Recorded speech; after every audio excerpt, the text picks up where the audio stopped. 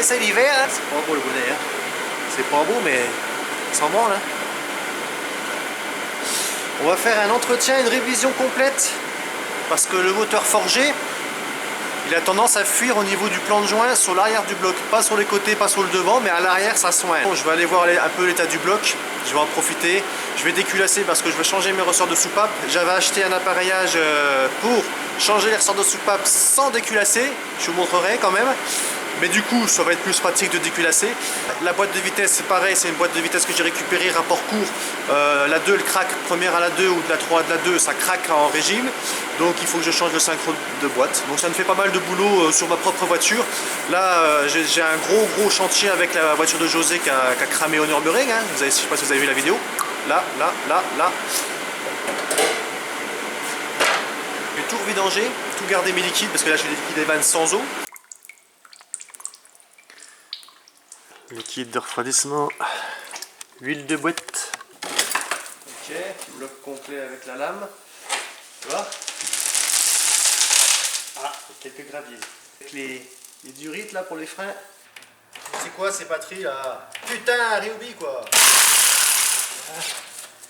Voilà.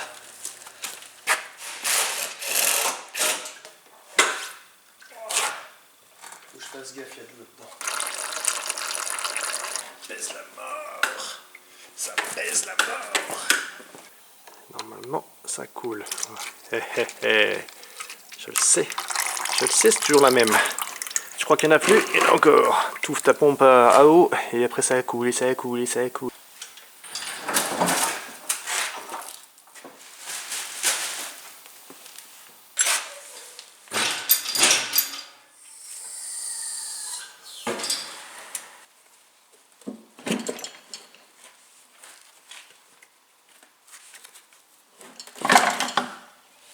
Waouh, embrayage tout neuf. Voilà, on récupère cet embrayage là que j'ai à peine testé, qui correspond pas trop à mon volant moteur léger spec. Ça va pas trop bien ensemble. Ça passe, hein, y a pas de problème, mais il n'y a pas le feeling. La pédale est trop molle. Hop. Putain, j'en suis que là sur mon moteur. Putain, je m'occupe des autres et puis voilà. C'est vrai. Il faudra arrêter de prendre d'autres chantiers là. Voilà.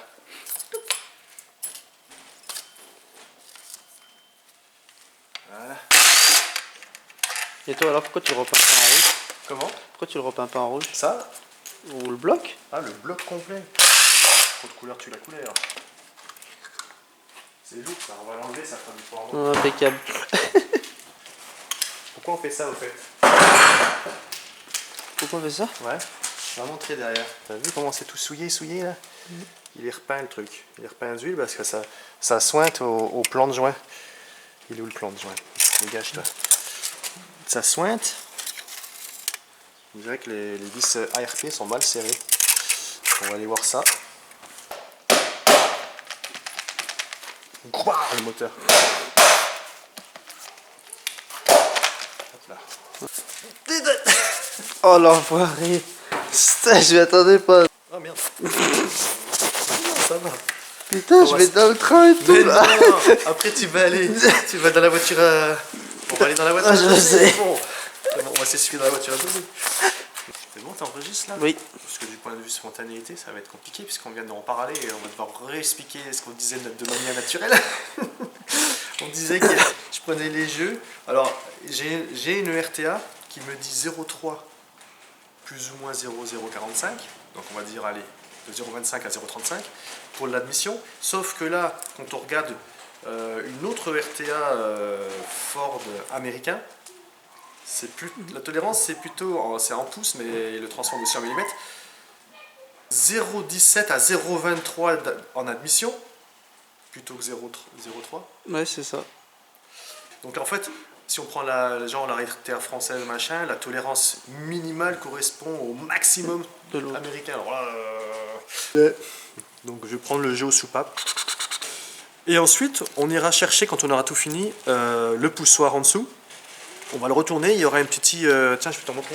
Attends, je te mets dans le bon sens. Le calibrage, tu vois ou pas? Celui-là, il y a marqué quoi? 3.100 je crois. 15 il passe. Donc 15 c'est pas beaucoup, donc celui-là il faut le corriger, tu vois. Donc on ira voir suivant le plus fort qu'il y a en dessous. Et on va chercher celui-là maintenant. Voilà. La pointe en l'air, hein. Puis le cul ici. On va regarder ce que ça donne. 18 il passe. 18 il passe. Bon, on est pas mal. Le 20 il passe. Je pense qu'après ça va coincer. Le 20 il passe difficilement. Donc là c'est 19 je dirais. Celui-là il est dans la tolérance. Ouais. Entre 17 et 23. Le carton à 2 balles. Mais c'est pas grave parce que je vais noter le remplacement sur une feuille. Donc même si se mélange. Parce que le coup du mélange j'ai déjà fait. Je me baladais comme ça dans mon garage. Tout allait bien. Il faisait beau dehors. Et là tout d'un coup. Bah, Un coup de pied. j'ai mis un coup de pied dans mon carton. Tous les poussoirs sont mélangés. Oh, il a fallu que je recherche toutes leurs positions. J'ai galéré. Il y en a un des deux arbacanes qui va venir facilement. Tu vas voir que l'autre il va être un peu bloqué bizarrement. Ah bon? Ouais. Celui-là normalement il vient bien. Voilà. Ouais, ça c'est celui de la pompe. Voilà, celui de l'échappement. Et l'admission il est. Voilà. Tu vois, faut que je le tapote un petit peu. Il est plus rentré en force. Je sais pas. C'est souvent. Qu'est-ce que tu voulais? Les vis de culasse d'origine. Ah, les vis de culasse d'origine. C'est long. Ah ouais.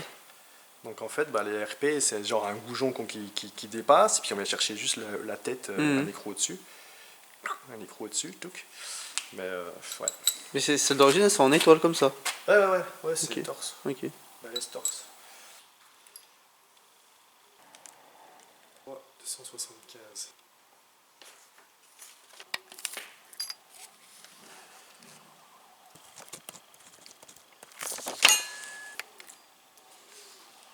« 225.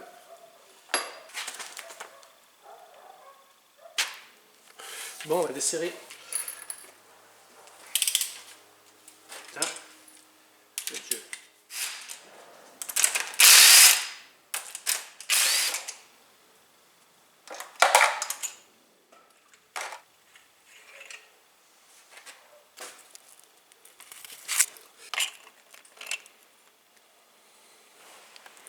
Merde.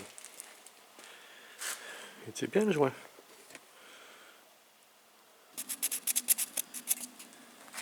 C'est con qu'il y ait de l'huile qui passe sur le côté là. C'est uniquement sur l'arrière là, à la culasse.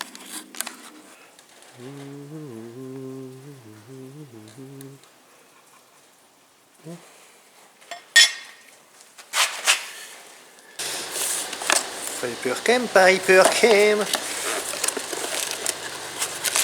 Ok.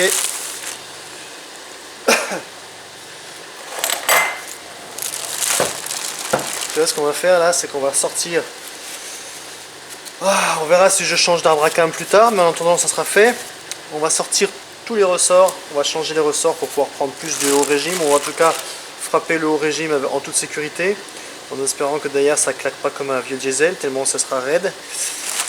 Et que ça n'use pas prématurément les poussoirs. Bref.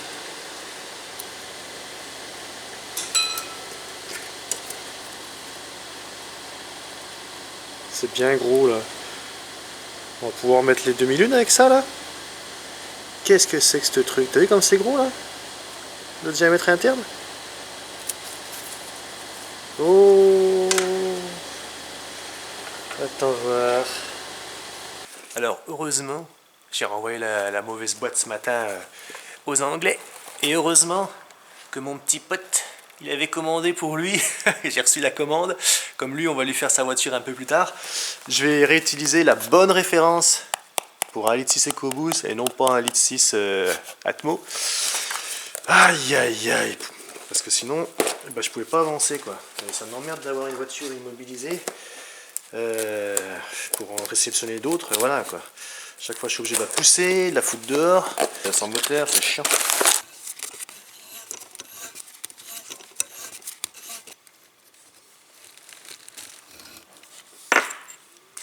Toi tu bouges pas de là mon gars, tu ressors pas. Et toi tu pousses pour dégager l'accès au positionnement des demi-lunes. Il faut répéter ça 16 fois. Ça va aller, ça va aller. Regarde bien. Alors ce qu'il faut pas hésiter, c'est mettre beaucoup de graisse. Parce que si t'en mets pas beaucoup, bon, ça colle pas. Ça quitte pas l'aimant. Alors que là, et ben, ça va coller et lâcher la partie aimantée. Tu vois? Hop! Tu vois ce que je veux dire? Allez, on dévisse.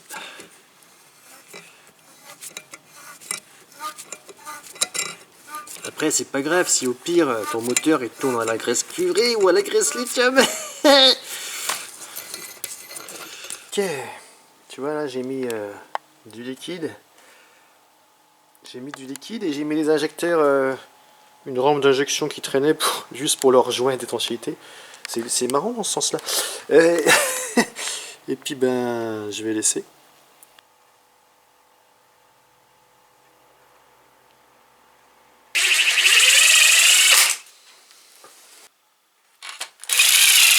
Putain, j'ai oublié de filmer. J'ai oublié de filmer mon gars. Le joint là. Ça va bien coller. On va laisser sécher quelques minutes. Après je vais le lever, je le remettrai pas à plat, je ne veux pas prendre de risque. Je le mettrai planté là, à la verticale, pour mettre la couche au dos.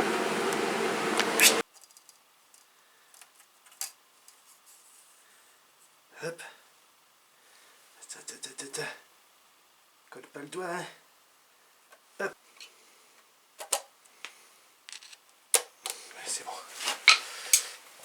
Oh putain que c'est dur. Allez, on vise, on vise.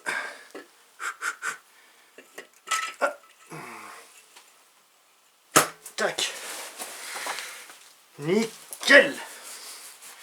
Oh putain. Ah, j'aime pas cette étape. Il y a un côté rugueux qui va venir s'accrocher dans la culasse. C'est l'écrou qui va venir glisser sur la rondelle et non pas la rondelle qui va glisser sur la culasse, t'as compris? Pas trop vite, fais pas des conneries. Voilà. Ah, et la petite phase d'approche toute douce là, qui est pas préconisée mais que je préfère respecter. 5 Nm, tout doux au départ. 2, 3, 4. Ça va être là le 5. Non, c'est là le 5, qu'est-ce que je fais?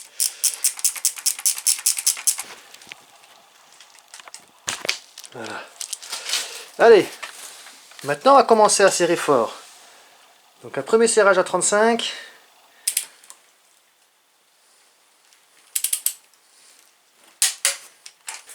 Allez, putain, 70 après. Et je peux vous dire qu'avec des ressorts beaucoup plus balèzes, là il n'y a plus de doute. Parce qu'effectivement, ma mesure, mes premières mesures que j'avais fait avant de retirer les arbres à cam et tout, mes cales, j'étais pas tout le temps sûr de passer en forçant ou sans forcer, tu vois ce que je veux dire? Donc j'avais toujours un doute sur la prise de la valeur, alors que là, c'est on ou c'est off, hein. Ta cale, elle passe ou elle passe pas, tu peux pas t'amuser à la rentrer en force, enfin tu le sens tout de suite si tu forces en tout cas. Ah, elle est où ma feuille? Ça c'est mon slip troué. Je sais plus. Allez par terre. Ah, je marche dessus. Certains sont dans la pile poil dans la tolérance, je suis content. Parce que là la tolérance principale c'est 34, entre 31 et 37 par exemple pour l'échappement. Là j'ai 2 à 34, alors là je suis pile poil au milieu. Là j'en ai 2 qui sont très très bas. Par contre, ouais, je sais pas ce que j'ai branlé. Et au-dessus c'est pas trop mal, il y en a un qui est hors tolérance en haut là. Voilà, donc c'est bien. J'en ai quelques-uns à corriger encore. Mais dans l'ensemble c'est plutôt pas mal. Là j'avoue que je fume plus trop parce que j'essaie d'avancer, hein. J'ai tellement de petits chantiers. J'ai bien avancé, j'ai bien remis tous les éléments du haut moteur, pompe à vide, pompe HP, le cache-culbut là, peinture lurée. Je vais redesserrer les bougies pour les nettoyer un petit coup quand même et surtout les regaper parce que c'est vrai qu'elles étaient je crois qu'elles sont au gap d'origine de cette marque NGK là, c'est-à-dire elles devaient être à 1 et d'origine c'est 0,8. Ça marchait hein, mais bon, Et Puma Speed préconise même jusqu'à 0,65 je crois pour les stages 3, mais je vais rester en 0,8, ça m'ira très bien.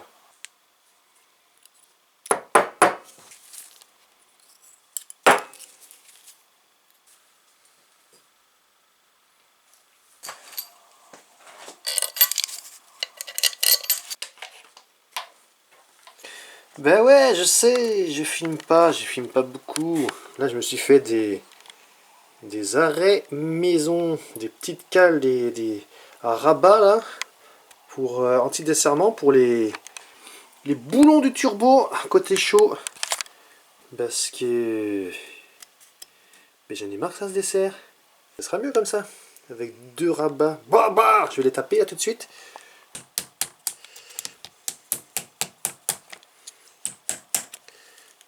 Il va falloir que j'assemble le turbo et le collecteur, là, le nouveau collecteur qui est Maus, qui est bien balèze, qui est fourni avec des trous taraudés, c'est très bien, mais c'est un petit peu petit à mon goût. Donc on va mettre les fameux goujons d'escorte là, d'escorte RS, plus gros. Donc il va falloir repercer et retarauder pour pouvoir mettre des gros écrous avec des rondelles à rabat. Voilà, anti-desserrement.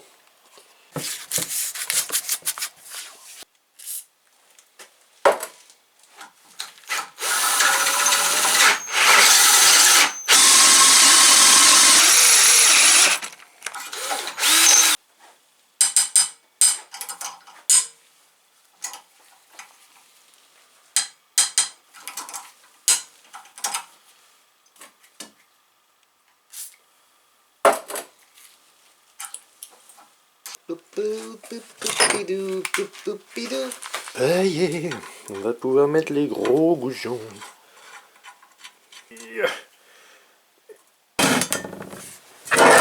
Gros collecteur, petit joint Ford. Ça va, il y a de la marge un peu. Tu vois. Oh.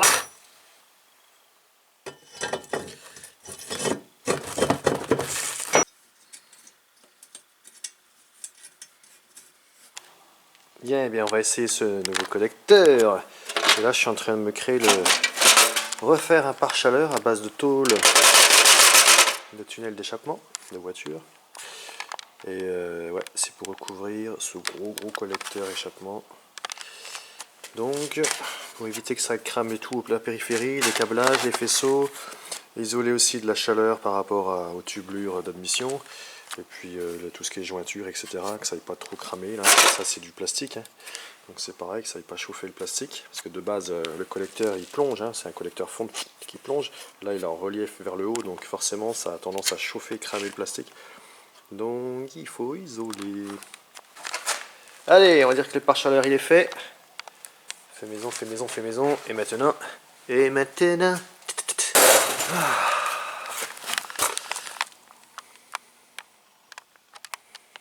Pas mal. Allez, on va remboîter la boîte de vitesse. J'avoue que je filme vraiment pas beaucoup. C'est pas grave. J'ai remis le bordel pour la cache distribution. Donc ça, c'est un peu cracra dégueulasse, mais c'est pas grave. C'était prévu pour la voiture de José. Je sais pas si c'était le fait de mélanger une peinture haute température avec un vernis. Ça s'est transformé en pâte. Enfin, il fallait que ça sèche pendant des heures et des heures, des journées et des journées. Et là, bon, je m'en fous, moi, des détails. Je suis pas un psychopathe de la perfection là. Il est venu le temps de remettre la poulie de la pompe à eau, mais pas celle-ci. Celle-ci qui est très légère. Très légère, beaucoup plus légère. Ça va soulager un petit peu l'entraînement. Et en plus, elle est plus grande. Donc, il y aura moins de traînées. Regarde. Carrément. Alors, moins de traînées, moins d'entraînement, moins de difficultés à l'emmener. Hein, mais, du coup, ça va entraîner la pompe à eau un petit peu moins rapidement. Oui, d'accord. Pour pallier à ça, j'avais commandé puisque je fais que du circuit, un thermostat Mishimoto qui s'ouvre à 71 degrés, sauf qu'ils en ont plus en stock. Donc du coup, je garde mon 82 degrés qui était déjà un thermostat pas mal. Là, ce qui ferait plaisir à des gars comme mon pote Edouard, c'est que je pèse la différence entre les deux poulies là, mais j'ai la flemme, donc je vais pas le faire. C'est beau. Bon, ok, je vais le faire, sinon il va couiner. Alors, avant, 476 grammes. Eh, un demi-kilo quand même. Hein. Après, 242, 240 grammes. Quasiment la moitié. Hein. Qu'est-ce que tu veux, petit chien?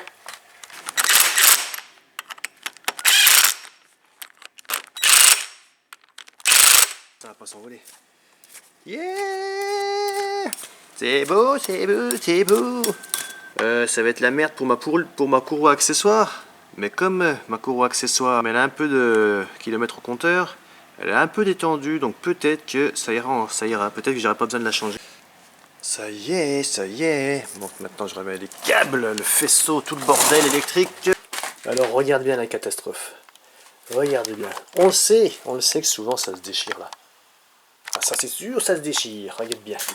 Tu vois, direct. Tu vois là, c'est là. Donc je suppose que l'autre côté c'est un peu pareil, peut-être moins prononcé. Mais il y a aussi cette dégueulasserie là. Du bout. J'avais pas vu ça. Regarde, regarde. Regarde, regarde, regarde, regarde. Putain. Cette merde. Regarde, il y a un trou là, peut-être un trou là, et un trou là. Et la sonde est ici. Vas-y, d'accord. Donc je vais ressouder tout ça. Je sais pas si ça va bien tenir. Mais ça sera toujours mieux.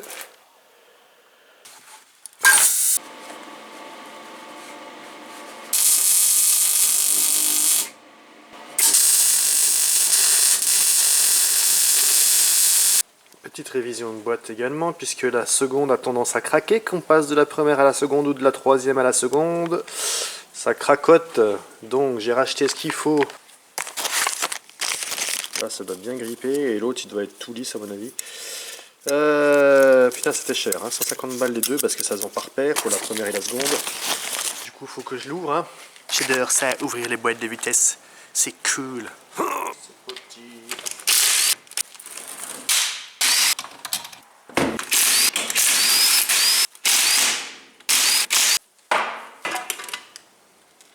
La sélectionne 1 et 2, c'est là-dessus que malheureusement... Hop. Alors faut pas se faire couillonner parce que ça m'est arrivé par 2 fois. J'ai pété un outil pour essayer de desserrer le bouchon là, qui tient en place le bordel, le roulement. Ouais, quand tu le sais pas, eh ben, tu te fais couillonner. Donc faut que la péteuse soit en mode serrage pour desserrer. C'est un tourne gauche. C'est un pas complètement inversé. Quand tu le sais pas mon gars, ben, tu casses tes outils. Hein. Voilà, c'est un plat. C'est pour éviter de tourner le bouchon en même temps que l'arbre.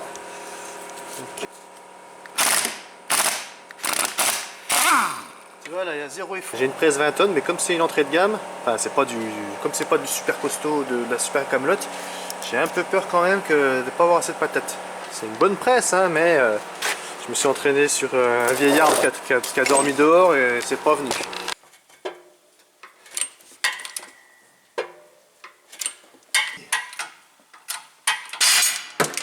De Dieu. Bon, déjà un.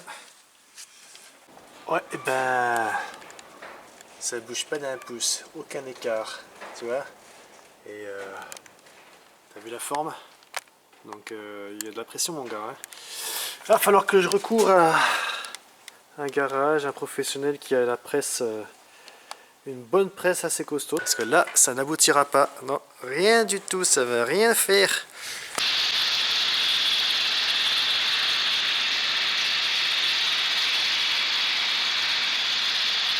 Ah, ça y est, c'est remis en place. C'est remis en place.